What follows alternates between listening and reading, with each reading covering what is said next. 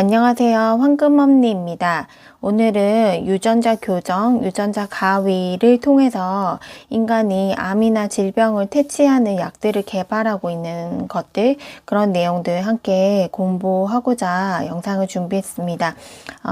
영상을 이렇게 준비하게 된 처음에 계기는 사실 어제 툴젠의 보고서를 읽고 유전자 가위가 도대체 뭘까 이런 호기심이 들어서 좀 찾아봤는데 요 내용들 관련해 가지고 풀젠도 좋겠지만 향후 말하겠지만 여기 미국 기업들 선도적인 이 치료제를, 암 치료제를 선도적으로 개발하고 있는 크리스퍼 테라퓨틱스나 인텔리아 같은 미국 기업들에 대해서도 좀 더 관심을 가지시면 좋을 것 같다. 아무튼 그런 생각들을 했습니다. 그래서 일단 우리 몸은 총 60조에 가까운 세포로 이루어져 있습니다.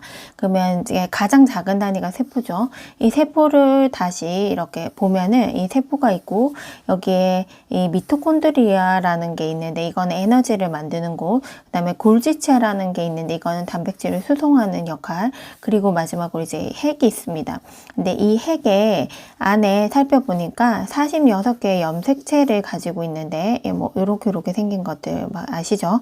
이 염색체는 다시 뜯어보니까 DNA 염기 서열로 이루어져 있다는 거 사실을 발견했습니다. 제 염기 서열 뭐 이런 식으로 이렇게 되어 있는 염기 서열. 근데 이게 지금 쌍으로 이루죠. 하나, 둘 이렇게 해서 막 이렇게 꼬여 있죠.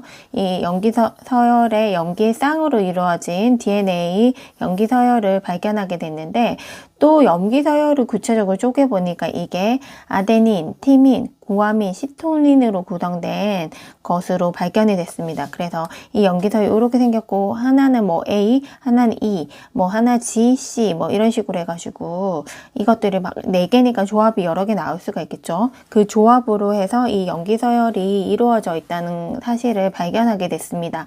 이중나선의 구조고요. 그래서 이게 AE 아니고 뭐 AG로도 구성되어 수 있고 AC 아니면 CG 뭐 이렇게 경우 수가 여러 개 나올 수가 있겠죠. 그래서 이런 조합으로 인해서 이제 염색체 정보가 유전자 정보가 형성이 된다는 것을 사람들이 알게 됐습니다. 근데 이런 유전자 정보를 교정을 해서 인위적으로 교정을 할 수가 있다는 생각을 하게 된 거죠. 이게 이제 유전자 교정이라는 겁니다. 이 염기서열이 발견된 거는 1953년에 발견이 됐다고 합니다. 이런 게. 그러니까 얼마 안 됐죠. 그리고 1990년도에 시작돼서 2003년도에 끝나서 인간의 유전자 지도가 완성이 됐다고 합니다. 그러니까 굉장히 오랜 시간, 한 13년의 시간에 걸쳐가지고 인간의 유전자 지도가 완성이 된 거죠. 자, 그럼 유전자 교정을 하기 위해서는 어떤 것들이 알아야 되고 해야 되냐 이렇게 보면 일단 전체적인 유전자 지도를 알아야겠죠. 전체적인 그림을 알아야 되고 그 다음에 문제를 유발하는 어떤 요소 이런 것들 인자라고 했지만 요소가 발견이 돼야 되겠죠. 그리고 이거를 이제 교정을 해야 되는 이런 세 가지 단계를 거쳐야지 교정이 가능한 건데 이 유전자 지도 전체적인 그림을 발견하는 것은 그리 어렵지 않아서 지금 인간뿐만 아니라 뭐 돼지, 원숭이 뭐 이런 것들 유전자 지도 발지고 있죠. 그다음에 인자, 문제 요소 이거는 만약에 이제 이쪽에 질병이 있는 돼지가 있어. 아니면 뭐 식물이 여기 나중에 말하겠지만 지금 바나나가 곰팡이균에 취약해. 이런 문제 요소를 발견을 하는 거죠. 그래서 이거를 문제점을 여기에서 지도에서 어느 쪽이 문제인지를 발견을 하는 겁니다. 이렇게 발견을 하고 여기까지도 순조롭게 되겠죠. 연구를 하면. 근데 문제는 이걸 이제 교정을 하는데 문제가 계속 있었던 겁니다. 근데 이걸 교정을 하는 거는 이런 염기 서열들의 어느 부분을 딱 잘라내가지고 이거를 바꾸거나 어디에 이걸 떼가지고 붙이거나 이렇게 해서 교정을 해야 되는데 이 자르는 게 유전자 가위라고 부르는데 이 유전자 가위를 만드는 거가 좀 많이 힘들었던 상황이었습니다. 이게 어떻게 힘들었냐. 이제 1세대, 2세대를 거치고 지금 유전자 가위가 3세대로 넘어왔는데 1세대, 2세대 때는 이 유전자 가위 자체를 만드는데도 시간이 오래 걸렸고, 시간이 오래 걸리면 진짜 돈도 사실 많이 들죠. 그래서 가위를 만드는데 시간 자체가 너무 많이 든다, 돈도 많이 든다라는 것도 있었지만 가장 치명적으로 정확도가 너무 떨어진다라는 치명적인 단점을 가지고 있었습니다. 그래서 연구가 이제 지지부진했는데 크리스퍼 캐슬9이라는 3세대 유전자 가위가 발견됨으로써 이게 이제 비약적인 발전을 하게 된 겁니다. 근데 이것들에 대한 유전자 지도와 어떤 점이 문제가 돼서, 그러니까 문제를 유발하는 유전자의 어떤 부분에 대해서는 찾는 거는 어느 정도 발전이 많이 됐는데, 이걸 이렇게 교정을 해서 질병을 퇴치하거나 문제점을 개선하는 데에는 유전자 가위가 이렇게 만드는데 너무 오랜 시간이 걸리니까 이게 혁신적으로 발전하지 못했는데, 이게 크리스퍼 캐슬9의 발견으로 이제 혁명이 일어나게 된 겁니다. 그래서 크리스퍼 캐슬9은 어떤 거냐? 크리스퍼라는 단백질이 있고요. 이 단백질 안에 가이드 RNA를 넣는 겁니다. 가이드 RNA는 이 문제를 유발하는 이 요소를 찾아내는 어떤 몽타주 같은, 그러니까 너 이런 애 보이면 찾아가, 이렇게 지시하는 거죠. 네이비게이트 아니면 타겟을 정하는 겁니다. 타겟 가이드라인을 제시해 주는 겁니다. 너 이런 애들한테 찾아가서부터 이렇게 말하는 거죠. 걔한테 찾아가, 이런 타겟팅을 할 수 있는 가이드 RNA를 넣은 캐스퍼 안에다가, 그 다음에 이렇게 얘는 이렇게 고리 같은 이런 것들이 달려 있는데, 얘가 이제 캐슬9이라는 효소입니다. 그래서 이 효소는 이 단백질 서열을 이렇게 염기 서열을 끊는 역할을 해주는 거죠.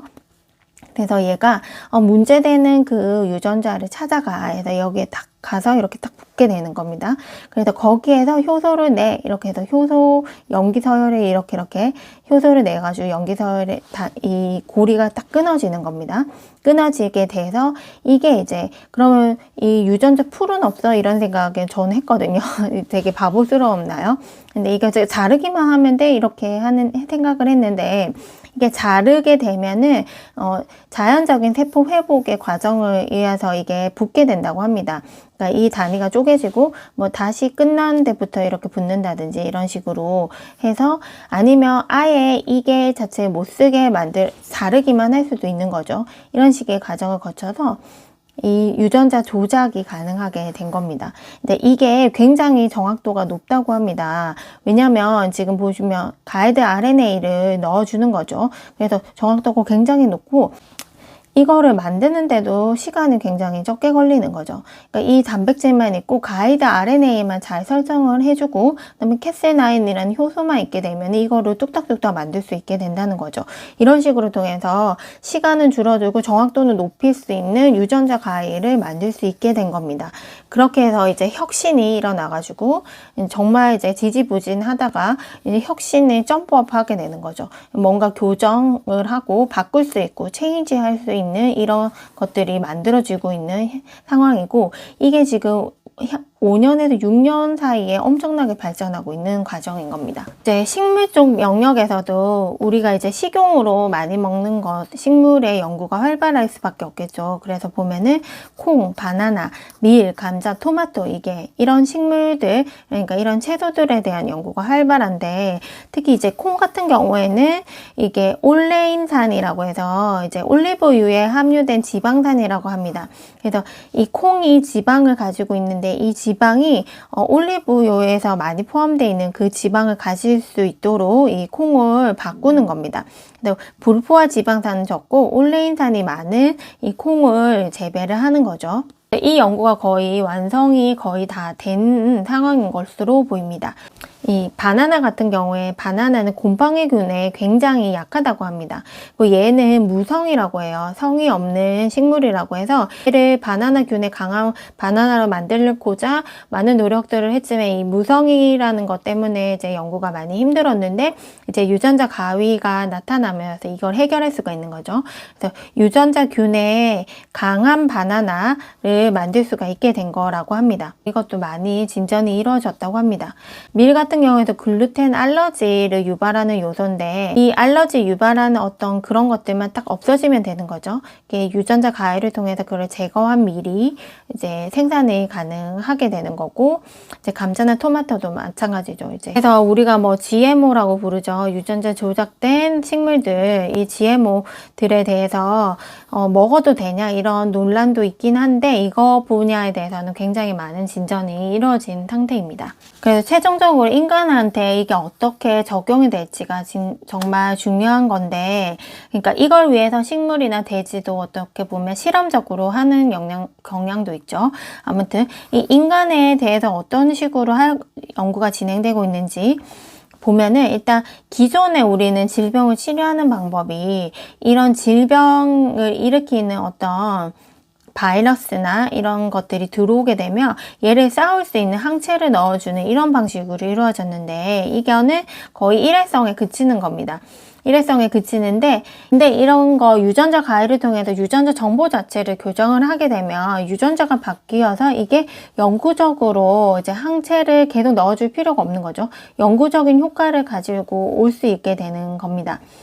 그래서 질병부터 살펴보자면 이게 황반병성 이제 노인성 질환이 있는데 이게 뭐냐면 이제 우리 눈이 요렇게 생겼고 이게 망막이 있고 여기 이제 상이 맺히는 곳이 황반이라고 합니다. 이곳이 이제 상이 맺히는 건데 여기가 흐려지는 거죠. 뭐 때문에 이제 여기에 혈관들이 많아져 가지고 이 시야를 흐리게 되는 겁니다.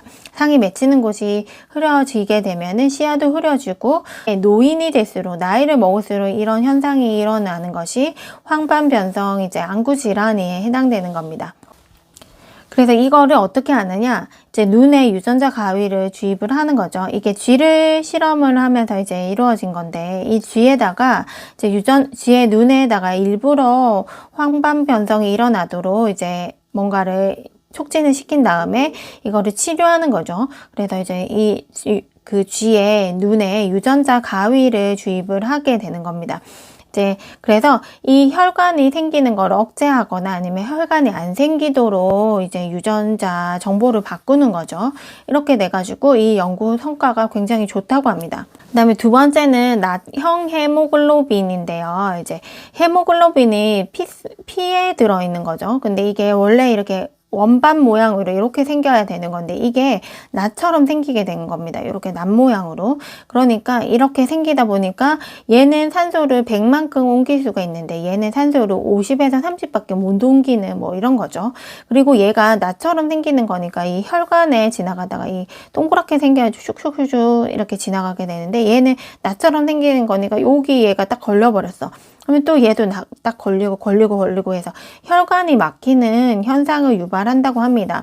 낫형 헤모글로빈이요. 그래서 획기적으로 고칠 수가 있는 거죠. 이제 정상인의 헤모글로빈의 염기 서열이 요렇게 생겼는데 얘는 요게 뭐 요렇게 중간에 이상하게 생겼다. 그러면 얘만 없애버리면 되는 거니까. 그래서 이렇게 정상적인 헤모글로빈을 만들 수 있도록 할 수가 있다는 겁니다. 유전자 가위를 통해서. 마지막으로 혈우병 같은 경우에 보면 정상인의 유전자 정보가 이렇게 생겼는데 혈우병 환자들은 유전자 정보 중에 뭐 여기 부분이 조금 뭐 비어 있다거나 이렇게 뒤집어져 있다고 합니다. 이렇게 뒤집어져 있는 거를 발견을 하고 이걸 정상적으로 이렇게 고리를 만들어주면은 되겠다 이런 생각을 하게 된 겁니다. 그래서 유전자 가위를 통해서 이걸 탁 잘라내가지고 이렇게 뒤집어지도록 정상적으로 뒤집어지도록 이렇게 만들어 버리게 되면 이 원천적으로 혈우병 자체도 치료할 수 있게 되는 이런 과정을 거치게 된다고 합니다. 그 다음에 인간이 정말 정복하지 못한 것이 암이죠. 암 같은 경우에 지금 스티븐 잡스가 이제 췌장암으로 죽게 됐는데 스티븐 잡스 같은 경우에 이제 죽기 전에 현대의학이 모두 다 동원이 돼서 이 사람을 살리기 위해서 정말 노력을 했겠죠. 그런데도 불구하고 스티븐 잡스가 이제 하늘나라로 가게 된 건데 그래서 스티븐 잡스가 죽기 전에 자기의 유전자 지도를 활용해가지고 이런 유전자 가위요법, 유전자 교정에 관련된 이런 치료법까지도 시도를 했다고 합니다. 그럼에도 불구하고 이건 하지 못해서 결국에는 하늘나라로 간 건데 이제 스티븐 잡스가 이제 하늘나라로 간 이후에 지금 5, 6년 사이에 정말 그러니까 항암제가 엄청나게 발전하고 있는 상황이라고 합니다. 인간이 왜 암을 정복하지 못하냐 이걸 살펴보면 암세포가 있고 이제 면역세포, 우리의 T세포라고 부르는데 이 T세포가 있습니다. 근데 우리의 T세포는 정말 슈퍼 파워하기 때문에 이 암세포도 물리칠 수 있는 이런 능력이 되는 아이인데, 이게 암세포가 얘가 이제 요상한 게, 이 암세포와 면역세포가 붙게 되면은 이상하게 이 면역세포가 암세포를 공격하지 않게 되는 겁니다. 이제 면역세포는 암세포를 내 몸의 세포로 착각을 하는 거죠. 정상세포고 이거는 괜찮은 세포야, 적이 아니야, 적이 아니다, 이렇게 인식을 해서 이 암세포를 공격하지 않게 되는 거예요. 그래서 이게 문제인 건데, 그러면은 이 T세포를 교정하면 되지 않냐 이렇게 되는 겁니다. 그래서 환자 피를 뽑아가지고 그 환자의 T세포의 유전자 가위로 이 T세포 자체를 교정하는 거죠. T세포의 유전자 정보를 교정을 하는 겁니다. 유전자 가위로. 그래서 암세포를 공격할 수 있는 T세포로 만들어 버리는 겁니다.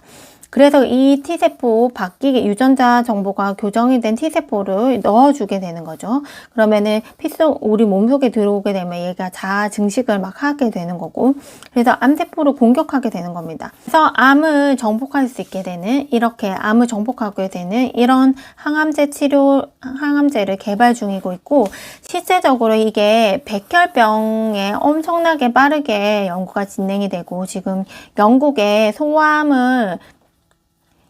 소아암 환자 중에 이제 백혈병을 앓고 있는 이 소아암 환자가 이제 완치가 됐다고 합니다. 백혈병 연구에 굉장히 빠르게 연구 성과가 좋다. 이거는 진짜 인간에게 도입이 돼가지고 완치까지 된 게 이제 사례가 있게 되는 거죠. 항암제도 우리가 획기적이다. 정말 비약적인 발전을 가지고 올 수 있게 된 게 이제 유전자 가위를 통해서 이게 항암제 개발이 가능하게 되고 있는 상황이라고 합니다. 그리고 최종적으로는 우리 유전자 교정을 통해, 유전자 정보 조작을 통해 이제 우리의 수명을 늘려주거나 아니면 우리의 외모, 그리고 우리의 지적 능력, 이런 것들을 교정을 하는 거죠. 이거는 먼 미래의 일일 수도 있다 이렇게 생각했지만, 실제적으로 지금 이제 지지부진하자고 유전자 가위를 통해서 이렇게 점프업 한 거죠. 그러니까 이게 이렇게 가는데도 실제로 이렇게 가다가 점프업 할 수가 있는 거고, 이게 먼 미래의 일이 아닐 수도 있는 이런 상황인 겁니다. 이제 툴젠 보고서가 나와서 이거 같이 리뷰해보는 시간 갖도록 하겠습니다. 일단 툴젠은 유전자 가위 전문 바이오텍 회사라고 합니다. 근데 이거는 지금 3세대 유전자 가위를 전문적으로 이제 만드는 회사인 거고요. 이제 1세대 가위 징거핑거, 그 다음에 2세대 탈렌, 그 다음에 3세대인 크리스퍼 캐스9을 독자적으로 개발했다. 근데 크리스퍼 캐스9 같은 경우는 CBC 그룹과 브로드 연구소와 특허 분쟁이 이어나갈 만큼 선두 그룹에 속해 있다. 참고로 CBC 그룹은 크리스퍼 캐스9을 발견한 사람들이죠. 그래서 노벨 화학상을 수상한 제니퍼 다우드나 교수와 에마뉴엘 교수가 속해 있는 그룹이고요. 그다음에 브로드 연구소는 MIT와 하버드 대학이 공동으로 설립한 연구소입니다. 이들과 나란히 특허 분쟁을 이어간다니까 얼마나 선두 그룹에 있는지 이렇게 알 수가 있는 거고, 근데 이들이 이제 치료제까지 개발하는지는 이제 미지수입니다. 근데 이 회사는 지금 툴젠 같은 경우에는 치료제까지 개발하는 회사로 보이는데, 이 기술을 응용해서 치료제까지 개발하는 회사는 미국의 인텔리아 같은, 그 다음에 크리스퍼 라는 회사가 있습니다. 이런 회사들은 지금 치료제까지 개발하는 거고, 어쨌든 우리는 치료제가 더 중요한 거죠. 이런 기술도 중요하지만, 그래도 이런 치료제를 개발하는 회사, 미국 회사에 대해서도 관심을 가지면 좀 좋을 것 같습니다. 크리스퍼 캐스9 서서히 입증되는 가능성 이렇게 보면, 다양한 치료제 개발로 빠르게 커질 크리스퍼 캐스9 시장이라고 하는데, 정말 그렇죠. 지금 이제 유전자 지도나 아니면 유전자 어떤 문제 요소의 문제점에 대해서는 어느 정도 연구가 많이 타겟팅이라고 부르죠. 문제를 유발하는 어떤 요소들에 대한 연구는 활발하게 진행이 됐는데, 마지막으로 이거를 교정하는 이런 유전자 가위 자체가 지금 이제 1세대나 2세대를 거치면서 이렇게 발전이 조금 지지부진한 거였죠. 이 교정을 하는 게 최종적인 목표인데, 그런데 이 크리스퍼 캐슬9이 이걸 비약적으로 발달시키는 어떤 트리거 역할을 해주게 된 겁니다. 그래서 이렇게 지지부진하게 발전할 때가 이게 점프업 하고 있는 상황인 거죠. 그 불과 이게 5년, 6년 사이에요. 근데 이게 가능한 이유는 여기 보면은 제 유전자 인식은 가이드 RNA 통해서 인식을 하게 되고, 유전자 절단은 캐슬9을 통해서 효소입니다. 효소를 통해서 절단을 하게 되고, 이게 설계가 매우 하루 만에 이제 설계도 가능하고, 이게 대량 생산도 가능하게 된 겁니다. 그러다 보니까 이게 비약적으로 치료제들이나 이런 것들 개발에 이제 점프업 할 수 있는 계기를 마련하게 된 겁니다. 그러니까 이때까지는 이제 경운기 타고 있다가 이거 타면서 이제 제트기를 타게 되는 겁니다. 이제 발전하는 속도가 엄청나게 비약적으로 발전하고, 저는 한 30년 이내에, 제가 살아있는 30년 이내에 암도 정복하지 않을까 이런 생각이 드는데요. 근데 정말 비약적으로 발전하고 있습니다. 어느 분야의 발전이 지금 되고 있냐, 이제 더 강해지는 이게 항암제입니다. 항암제라고 그냥 생각하시면 되고, 이제 항암제에 정말 지금 많이 발전을 하고 있다. 우리가 계속해서 암을 정복하지 못했는데 드디어 암을 정복하게 된 계기가 된다. 이렇게 되는 거죠.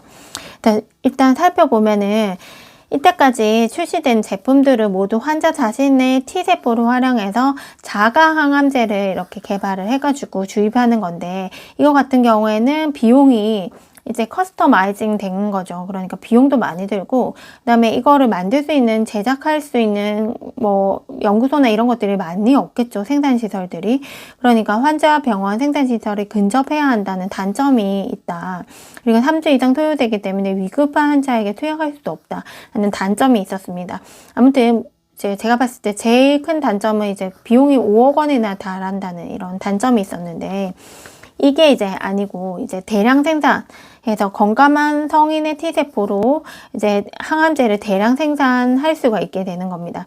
그렇게 되면 대량 생산하면 단가도 낮아지고 이제 많은 환자들에게 적용을 할 수가 있게 되니까 굉장히 획기적으로 이제 획기적이게 항암제가 개선이 되게 되는 겁니다. 그다음에 두 번째는 특정 유전자를 성능을 개선한 항암제를 이렇게 만들 수가 있는 건데, T세포 활성을 억제하는 면역 항문을 낙아웃해서 항암 효과를 높이려는 시도가 이루어지고 있다. 이렇게 해서 항암제 개발에 유전자 가위의 크리스퍼9 기술이 이제 많이 적용이 되고 있다. 이렇게 보면 될 것 같습니다. 그리고 크리스퍼 테라퓨틱스와 인텔리아에서 임상을 지금 하고 있는 건데요. 지금 임상까지 간 겁니다. 굉장히 지금 많이 발전한 걸로 보이는데, 아무튼 임상을 통해서 크리스퍼 캐스9 가능성이 입증됐다. 그래서 먼저 크리스퍼 테라퓨틱스 요거 같은 경우에는 이게 이제 낫형 세포병 이렇게 해서 제가 아까 말했듯이 헤모글로빈이 낫 모양으로 생기게 돼가지고 유발되는 질병, 그다음에 이것도 수혈 의존성 베타 지중 해성 빈혈인데, 얘도 헤모글로빈이 약간 이상하게 막 쭈글쭈글하게 생긴 거죠. 예쁘게 동그랗게 안 생기고 뭐 이런 겁니다. 이런 걸 타겟으로 했는데, 그래서 크리스퍼 캐스9을 이용해서 태아 헤모글로빈, 애기 헤모글로빈이라고 생각하면 되죠. 태아 헤모글로빈의 발현을 증가하게끔 유전자를 편집한 후 다시 환자에게 주입하는 치료법이다. 그리고 새롭게 만들어진 태아 헤모글로빈이 돌연변이 성인 글로빈을 대체해서 증상과 수혈 횟수가 줄어드는 것으로 기대된다. 두 번째, 크리스퍼 테라퓨틱스에서는 이제 B세포 종양을 타겟으로 하는 이제 항암제를 지금 개발했는데, 이게 지금 면역 반응을 일으키지 않도록 개선해가지고 이것도 효과도 좋고 지금 안정성도 매우 높다고 지금 나오고 있다고 합니다. 그리고 두 번째는 인텔리아, 여기에서는 보통은 이제 체외로 이렇게 뭔가 세포를 떼내가지고 이걸 조작해가지고 다시 세포로 넣어가지고 이게 세포가 이제 몸 안에도 증식되는 이런 방법을 추구했다면, 이거는 최초로 이제 인체 내에서 유전자를 편집하는 방식이라 관심이 높아지는 후보 물질이다라고 합니다. 그러니까 제 생각에는 유전자 가위를 그냥 안에 넣는 거죠. 타겟팅한 그 조직 안에 넣게 돼가지고 이거를 유전자 변이를 일으키는 이런 과정을 거치려고 하는 것 같습니다. 그래서 이게 지질 나노 입자의 기술을 이용해서 가이드 RNA와 캐스9을 RNA 해간에 전달하고 해간에 잘못된 TTR의 단백질을 생성하는 유전자를 낙아웃하는 방식이라고 합니다. 그래서 보면 안정성도 지금 부작용이 거의 경미한 부작용이 있는 정도고 안정성도 굉장히 좋고 유효성 테스트, 그러니까 유효성 데이터도 굉장히 좋습니다. 그리고 장기적으로 아까도 말했듯이 요거 1회 투약으로 기존 약물과 유사한 치료 효과를 얻을 수가 있다고 합니다. 그러니까 기존에는 막 주 1회씩 이렇게 3달에 한 번씩 이 약을 복용을 해야 되는데 이거는 원샷 테라피라는 점에서 장점이 있다. 굉장히 획기적인 거죠. 한 번만 주입해도 된다는 점, 이게 굉장히 획기적으로 보입니다. 그리고 이제 막바지로 향해 가는 특허 분쟁이라고 되어 있는데 아까 저희 3사 3개의 회사가 지금 특허 분쟁이라고 했죠. 툴젠, CBC그룹, 브로드 연구소 치열하게 특허 분쟁 중인데 일단 1라운드는 CBC그룹이랑 브로드 연구소였어. 근데 얘네들이 붙었는데 브로드 연구소가 이제 우위를 점하게 됐다고 합니다. 그러면은 이제 브로드 연구소와 툴젠이 붙게 되는데 근데 이미 툴젠이 지금 시니어 파티라는 그러니까 더 우위적인 지위를 얻었다고 합니다. 그러면은 어떻게 되느냐? 이제 브로드 연구소가 너희가 주니어 파티니까 그러면은 너희가 입증을 해야 돼. 이렇게 되는 겁니다. 너희가 먼저 발명한 거를 입증해야 돼. 우리는 가만히 있을게. 이렇게 되는 상황인 거죠. 그러니까 실제는 굉장히 유리한 고지를 먼저 탈환했다는 거는 사실입니다. 그래서 여기 보면 시니어 파티가 선 발명자로 인정받을 확률은 75% 이상이다. 이렇게 되는 겁니다. 그리고 합의로 마무리될 가능성이 굉장히 높다. 보통 이런 것들은 보통은 그냥 합의로 마무리되는 경향이 높은데 일단 첫 번째는 일단 이 사안이 굉장히 복잡하다. 많은 사안들 중에서 요것만 지금 붙고 요것만 붙고 이런 거죠. 그러니까 사안이 굉장히 복잡하다.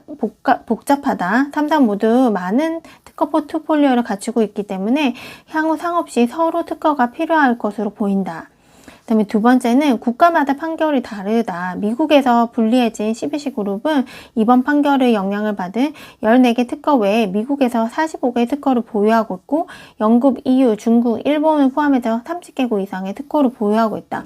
각 나라마다 판결이 달라질 수 있다는 점. 그다음에 세 번째는 CBC그룹보다 유리한 입장에 있는 브로드 연구소가 지속적으로 합의를 언급하고 있다. 그리고 넷째, 툴젠과 브로드 연구소 역시 패소 리스크가 존재하고 특허 분쟁이 길수록 적지 않은 법무 비용이 발생할 수 있게 된다. 그래서 합의로 마무리될 가능성이 높다. 이렇게 된 거고 그 다음에 만약에 합의가 되면 어떻게 되느냐 그러면은 CBC그룹과 브로드 연구소에서 이들이 뭔가를 이미 수취한 이익들이 있다면 이거를 이제 배분을 하는 거죠. 배분을 해서 툴젠에게도 뭔가 현금이 떨어질 수 있다. 그리고 그 현금의 규모가 한 850억 원 정도 된다고 합니다. 그러니까 굉장히 큰 금액에 그냥 현금이 뚝 떨어지는 거죠. 그러니까 이런 가능성도 있기 때문에 이거를 결과를 한번 주목해보자 이렇게 되어 있습니다. 그래서 툴젠의 파이프라인 보면 일단은 치료제 쪽에서는 조금 발전이 느린 편이다. 이제 임상에 진입한 후보 물질은 없다고 합니다. 왜냐하면 3번의 코스닥 상장의 실패를 겪었다고 하고요. 그러다 보니까 개발 속도가 좀 늦어지고 하는데 그래도 괜찮아. 이렇게 말하는 게 경쟁 업체와 타겟 질환이 다르고 개발 방식도 차이가 있기 때문에 상업적인 성공 가능성은 충분하다고 판단한다. 그래서 이제 툴젠의 파이프라인은 사리코마리투스병, 그 다음에 혈우병, 간염, 난소암, 줄기세포 치료제 이런 것들 관련해가지고 지금 치료제를 개발 중이라고 합니다. 좀 재밌는 거는 갈변 억제 감자와 HI 콩, 이제 HI 콩은 여기 하이 올리 콩이죠. 아까 말했던 올리액산의 함량이 높은 콩입니다. 요런 거 개발하는 거, 그 다음에 감자도 갈변을 억제하는 감자 요런 것들 해가지고 요거에도 일정 부분 현금 창출을 할 것으로 기대된다고 합니다. 여기 보면 이제 콩 같은 경우에는 시제품 판매가 가능한 전망이고요. 이제 내년에 30억에서 50억 원 정도의 매출액이 예상되고 있다. 이거는 거의 이제 시판까지 가는 거죠. 바로 우리가 사 먹을 수 있는 정도까지 발전이 되어 있는 상태입니다. 그래서 관전 포인트에서 아까 말했죠. 이제 특허 합의가 되면 850억이라고 했는데 정확한 금액은 825억이네요. 이제 툴젠이 수취할 금액을 합의가 되면은 이미 이제 그들이 현금 받은 거 중에 이제 쉐어하는 거죠. 그래서 825억 정도를 받을 수가 갖게 된다.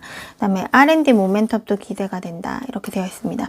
보면은 크리스퍼 테라퓨닉스와 인텔리아의 시가총액은 약 5조 원인데 얘는 6,300억밖에 안 되니까 시총에서부터 이렇게 많이 차이가 나는 거죠.